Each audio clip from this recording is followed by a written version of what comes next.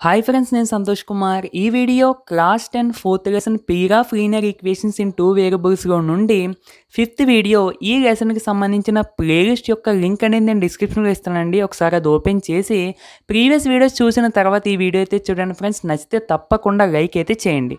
అయితే ఈ వీడియోలో మన టాపిక్ ఏంటి అంటే relation between coefficients and nature of the system of equations. ఈ టాపిక్ చెప్పుకునే ముందు అసలు కోఎఫిషియెంట్స్ అంటే ఏంటి, సిస్టమ్ ఆఫ్ ఈక్వేషన్స్ అంటే ఏంటి, వాటి యొక్క నేచర్ అనేది ఏ విధంగా ఎక్స్ప్లెయిన్ చేయాలి అన్నది మనం చూద్దాం.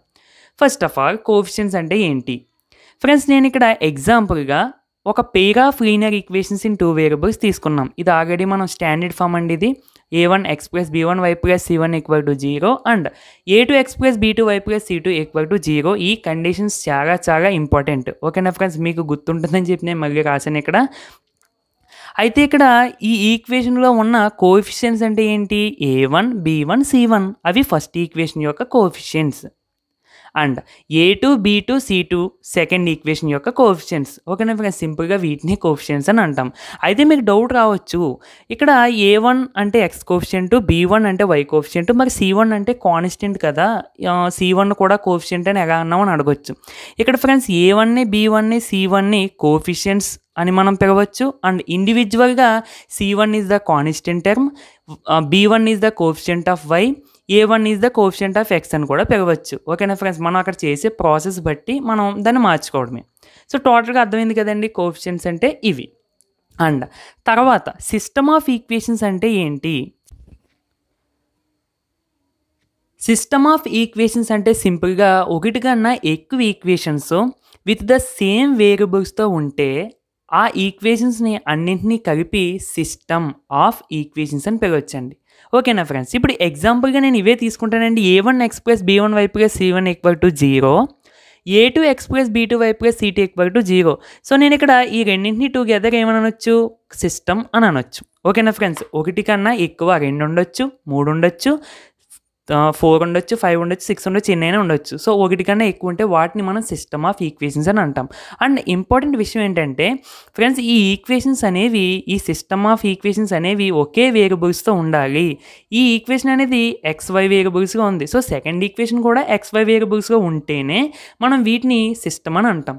ఓకేనా ఫ్రెండ్స్, ఇప్పుడు అలా కాకుండా a1x + b1y + c1 = 0, a2z + b2w + c2 = 0. So ఈ విధంగా ఉంటే మనం వీటిని సిస్టమ్ ఆఫ్ ఈక్వేషన్స్ అని అనడానికి కుదరదు.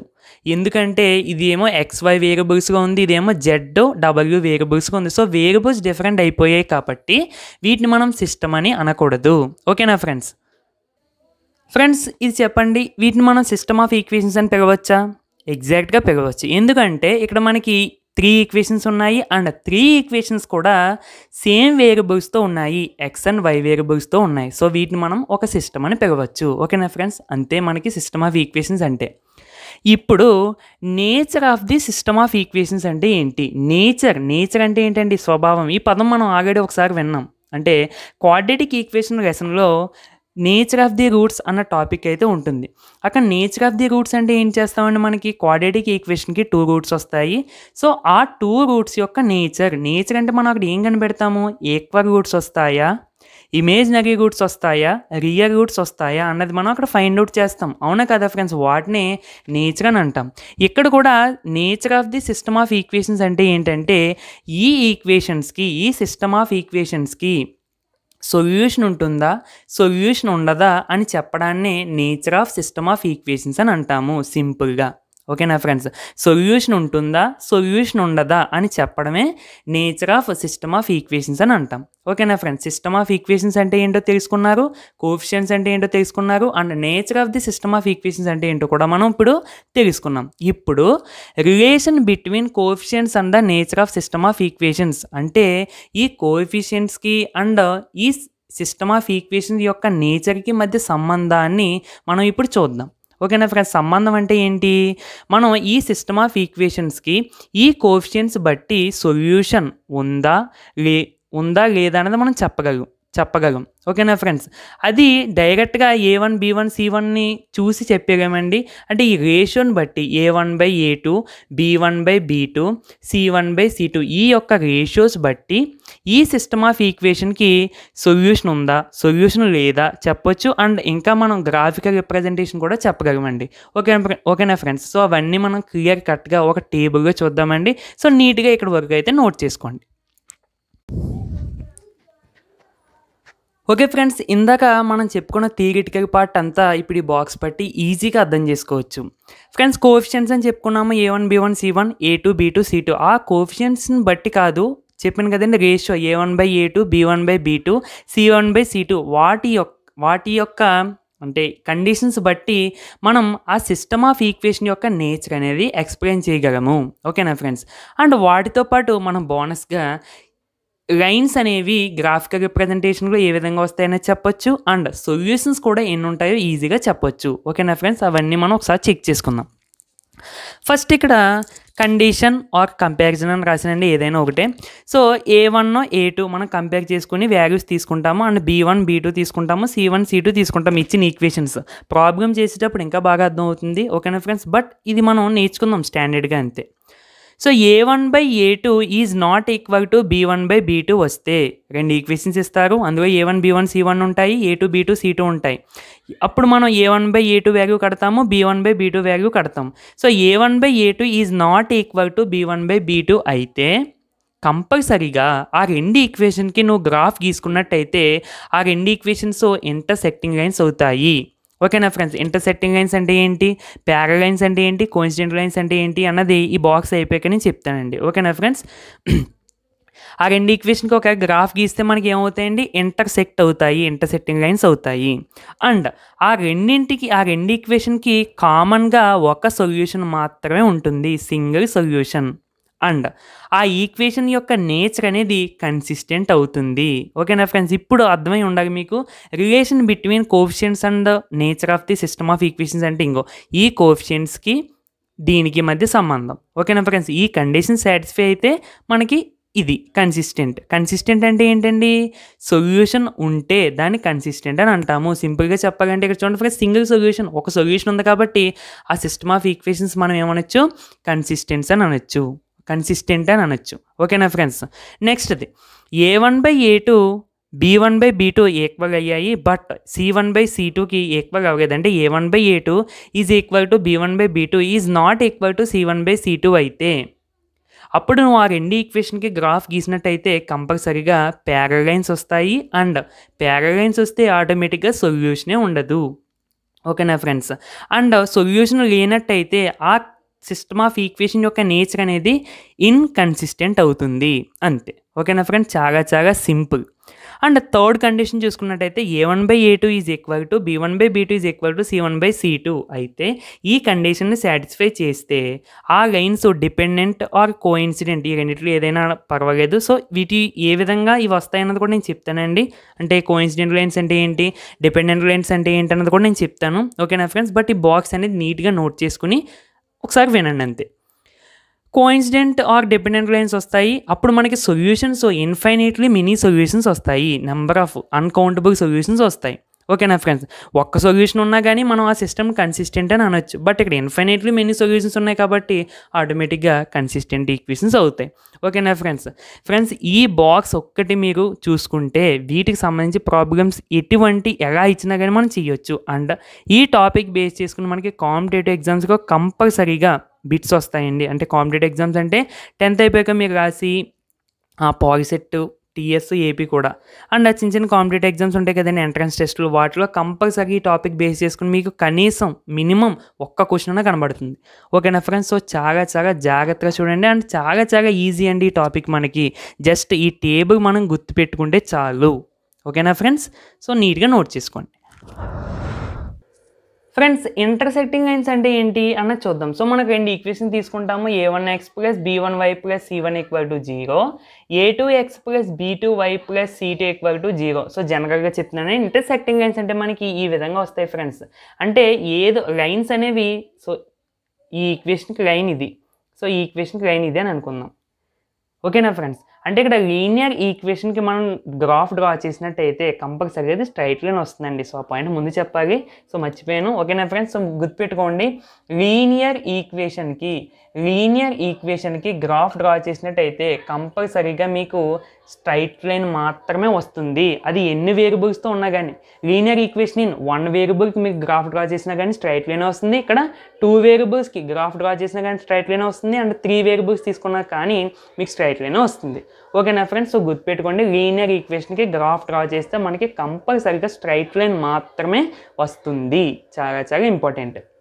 అండ్ అయితే ఎలాగ పాయింట్ వచ్చింది కాబట్టి లీనియర్ ఈక్వేషన్కి స్ట్రైట్ లైన్ వచ్చింది. ఒకవేళ క్వాడ్రాటిక్, క్యూబిక్ అవి తీసుకుంటే మనకి కంపల్సరీగా కర్వ్ వస్తుంది.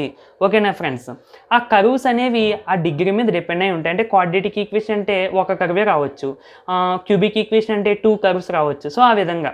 ఓకేనా ఫ్రెండ్స్, అంటే లీనియర్ ఈక్వేషన్ కాకుండా ఇంకే ఈక్వేషన్ మీకు గ్రాఫ్ డ్రా చేసినా కానీ కంపల్సరీగా కర్వ్ అనేది మీరు అక్కడ గమనించవచ్చు.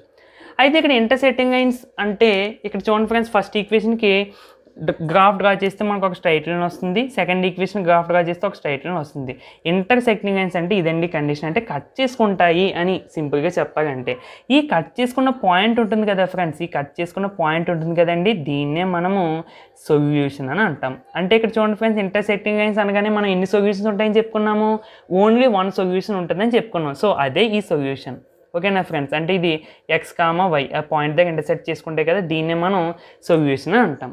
ఓకేనా ఫ్రెండ్స్, ఇది మనకి ఇంటర్సెక్టింగ్ లైన్స్. ఇప్పుడు ప్యారలల్ లైన్స్ అయితే ఏ విధంగా వస్తాయి మరి? ప్యారలల్ లైన్స్ అంటే ఎక్కడ కట్ చేసుకోవండి, ఇంకా డైరెక్ట్గా చెప్పాలంటే ఎక్కడ కట్ చేసుకోకుండా రెండు ఒకే డైరెక్షన్లో వెళ్ళిపోతూ ఉంటాయి. అంటే ఇప్పుడు సపోజ్ ఈ ఈక్వేషన్ ఒక గ్రాఫ్ ఇది అనుకుందాం, ఈ ఈక్వేషన్ యొక్క గ్రాఫ్ ఇది అనుకుందాం. సో ఈ రెండు చూడండి ఫ్రెండ్స్, ఒకే ఈక్వేషన్లో వెళ్ళిపోతాయి. ఎంత దూరం అయినా కానీ ఎక్కడ ఇంటర్సెక్ట్ అవ్వవు. అంటే నేను ఇక్కడ వంకరగా గీయడం వల్ల మీకు ఇంటర్సెక్ట్ అవుతాయేమో ఇక్కడ అనిపించవచ్చు, బట్ ఈ రెండు ఒకే డైరెక్షన్లో ఎక్కడ ఇంటర్సెక్ట్ చేసుకోకుండా అలా వెళ్ళిపోతాయి. ఓకేనా ఫ్రెండ్స్, మరి ఇంటర్సెక్ట్ చేసుకుంటేనే మనకి సొల్యూషన్ అనేది ఉంటుంది. అవును కదా ఫ్రెండ్స్, ఇంటర్సెక్ట్ చేసుకుంటేనే మనకి సొల్యూషన్ ఉంటుంది. ఇక్కడ ఇంటర్సెక్ట్ చేసుకోవట్లేదు కాబట్టి నో సొల్యూషన్. అందుకని చెప్పే మనకి ప్యారలల్ లైన్స్కి కండిషన్ ఏంటంటే a1/a2 is equal to b1/b2 is not equal to c1/c2. ఈ కండిషన్ సాటిస్ఫై అయితే ప్యారలల్ లైన్స్ వస్తాయి. ప్యారలల్ లైన్స్ వస్తే మనకి సొల్యూషన్ అనేది ఉండదు. ఓకేనా ఫ్రెండ్స్, సొల్యూషన్ అనేది ఉండదు. ఎందుకు ఉండదు అంటే ఈ రెండు లైన్స్ అక్కడ ఇంటర్సెక్ట్ చేసుకోవు. ఇంటర్సెక్ట్ చేసుకున్నప్పుడు నీకు సొల్యూషన్ ఎక్కడి నుంచి వస్తుంది? ఓకేనా ఫ్రెండ్స్, అదండి మనకి ప్యారలల్ లైన్స్ అంటే. అండ్ చివరగా కోఇన్సిడెంట్ లైన్స్ అంటే ఏంటి? కోఇన్సిడెంట్ లైన్ అనొచ్చు, లేదా డిపెండెంట్ లైన్స్ అని కూడా అనొచ్చు. కోఇన్సిడెంట్ లైన్స్ ఫ్రెండ్స్ ఇక్కడ మీరు చూసుకోవాలి, కోఇన్సిడెంట్ వేరు, కన్సిస్టెంట్ వేరు. కన్సిస్టెంట్ అంటే ఏంటంటే అది నేచర్, ఆ ఈక్వేషన్ యొక్క నేచర్. సొల్యూషన్ ఉంటే కన్సిస్టెంట్ అని అంటాము, లేదంటే ఇన్కన్సిస్టెంట్ అని అంటాము. ఇక్కడ చాలామంది కోఇన్సిడెంట్ అనుకుంటారు. కోఇన్సిడెంట్ వేరు, కన్సిస్టెంట్ వేరు. ఓకేనా ఫ్రెండ్స్, అయితే ఇప్పుడు కోఇన్సిడెంట్ అంటే మనకి ఏ విధంగా వస్తాయి జాగ్రత్తగా గమనించండి ఫ్రెండ్స్. ఈ ఫస్ట్ ఈక్వేషన్ యొక్క గ్రాఫ్ కింద బ్లాక్ అనుకోండి, ఈ సెకండ్ ఈక్వేషన్ యొక్క గ్రాఫ్ రెడ్దని అనుకోండి. మీకు అర్థం అవడం కోసం చెప్పాను, ఇక్కడ కోఇన్సిడెంట్ అంటే ఒక లైన్ మీద ఇంకో లైన్ వస్తుందండి. అంటే ఇంకా చెప్పకండి, ఇక్కడ చూస్తే ఫ్రెండ్స్ మార్కర్స్ అంటే ఈ విధంగా జస్ట్ మీకు అర్థం చేసుకోవడానికి అంతే. ఓకేనా ఫ్రెండ్స్, అంటే మనం చూస్తే గ్రాఫ్లో ఒకవేళ మనం డ్రా చేస్తే ఇలాగా ఒక లైన్ ఉన్నట్టే ఉంటుంది, కాకపోతే ఇంకో లైన్ కూడా ఉంటుంది. ఒకదాని మీద ఇంకోటి రావడం వల్ల మనకి 2 లైన్స్ని మనం చూపించలేం. ఓకేనా ఫ్రెండ్స్, బట్ ఇక్కడ మనకి 2 ఈక్వేషన్ కాబట్టి కంపల్సరీగా 2 లైన్స్ వస్తాయి. అండ్ ఈ 2 లైన్స్ ఒకదాని మీద ఇంకొకటి వచ్చేయడం వల్ల మనకి గ్రాఫ్లో ఒక లైన్ గీసినట్టే ఉంటుంది. ఓకేనా ఫ్రెండ్స్, గుర్తుపెట్టుకోవాలండి, కోఇన్సిడెంట్ ఒకదాని మీద ఒకటి వస్తుంది. మీకు అర్థం అవడం కోసం ఇలా గీసాను, కానీ మీ గ్రాఫ్లో ఒకవేళ మీరు డ్రా చేసుకున్నట్టయితే ఈ విధంగా ఒకే లైన్ ఉంటుంది అంతే. మరి ఇంకో లైన్ ఏంటి? మాకు 2 ఈక్వేషన్స్ కదా, మాకు 2 లైన్స్ కావాలి కదా అంటే ఇంకో లైన్ దీని కిందే ఉంటుంది, కానీ మనకు కనబడదు అంతే. ఓకేనా ఫ్రెండ్స్, సో మరి ఇప్పుడు దీనికి ఎన్ని సొల్యూషన్స్ ఉంటాయన్నది మీరు జనరల్గా ఆలోచించండి. సో ఇంటర్సెక్ట్ చేసుకుంటే సొల్యూషన్ ఉంటుంది అన్నది మనకి పాయింట్ తెలుసుకున్నాం ఫస్ట్లో. మరి ఇక్కడ ఇంటర్సెక్ట్ చేసుకోవట్లేదు కానీ టచ్ చేసుకుంటున్నాయా లేదండి? సో ఇక్కడ చూడండి ఫ్రెండ్స్, 2 లైన్స్ టచ్ చేసుకుంటున్నాయా అంటే ఇక్కడ ప్రతి పాయింట్ దగ్గర టచ్ చేసుకుంటున్నాయి. అంటే ఈ ప్రతి పాయింట్ మనకి ఏమవుతుంది? సొల్యూషన్ అవుతుంది. మరి ఒక లైన్ మీద ఎన్ని పాయింట్లు ఉంటాయి అంటే నువ్వు చెప్పగలవా? చెప్పగా ఇన్ఫైనైట్ నెంబర్ ఆఫ్ పాయింట్స్ ఉంటాయి. అవునా కదా ఫ్రెండ్స్? సో మనకి ఈ infinite number of points touch చేస్తుంది. ఈ లైన్, ఈ 2 lines infinite number of points touch చేసుకుంటా వెళ్తాయి. సో అందుకని చెప్పి సొల్యూషన్ మనకి ఇన్ఫైనైట్ నెంబర్ ఆఫ్ సొల్యూషన్స్ ఉంటాయని చెప్పుకున్నాం. ఓకేనా ఫ్రెండ్స్, అదండి మనకి కండిషను. అయితే సింపుల్గా మనకి ఆ బాక్స్ ఒకటి గుర్తుపెట్టుకుంటే సరిపోద్ది. ఓకేనా ఫ్రెండ్స్, అంతగా మించి ఏమీ అవసరం లేదు. జస్ట్ ఆ కోఇన్సిడెంట్ లైన్స్ అంటే ఏంటి, ఇంటర్సెక్టింగ్ లైన్స్ అంటే ఏంటి, ప్యారలల్ లైన్స్ అంటే ఏంటి, కండిషన్స్ అంటే ఏంటి, ఇన్కన్సిస్టెంట్ అంటే ఏంటి, కన్సిస్టెంట్ అంటే ఏంటి, సో నేచర్, సో కోఎఫిషియెంట్స్ అంటే ఏంటి, జస్ట్ నేను ఇవన్నీ ఈ వీడియోలో చెప్పానండి. సో ఒక్కసారి మీకు అర్థం కానట్టయితే బ్యాక్ వచ్చి చూడండి ఫ్రెండ్స్, అండ్ చాలా చాలా జాగ్రత్తగా నేర్చుకోండి. చాలా చాలా ఇంపార్టెంట్ టాపిక్. ఓకేనా ఫ్రెండ్స్? ఓకే ఫ్రెండ్స్, వీడియో అయితే కంప్లీట్ అయినట్టే. నచ్చితే తప్పకుండా లైక్ చేయండి ఫ్రెండ్స్. అండ్ ఈ టాపిక్కి సంబంధించి ప్రాబ్లమ్స్ మనం నెక్స్ట్ వీడియోకి అయితే చెప్పుకుందామండి. సో ప్రతి వీడియోని టోటల్గా కంప్లీట్గా చూడడానికి అయితే ట్రై చేయండి ఫ్రెండ్స్. అండ్ మీకు తెలిసిన ఫ్రెండ్స్కి అండ్ మీకు తెలిసిన ఫ్యామిలీ మెంబర్స్ కూడా మన ఛానల్ షేర్ చేయండి అండ్ సబ్స్క్రైబ్ చేయమని చెప్పండి ఫ్రెండ్స్. నెక్స్ట్ వీడియోగా మళ్ళీ కలుద్దామండి. Thank you for watching.